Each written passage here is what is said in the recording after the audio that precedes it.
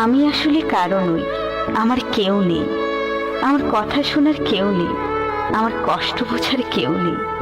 আমার মন খারাপ কারো হৃদয়ে স্পর্শ করে না, আমার চুপ থাকা কাউকে ভাবায় না, আমার দূরে সরে যাওয়াতে কারো কিচ্ছু যায় আসে না, আমার হারিয়ে যাওয়া কাউকে কাঁদায় না।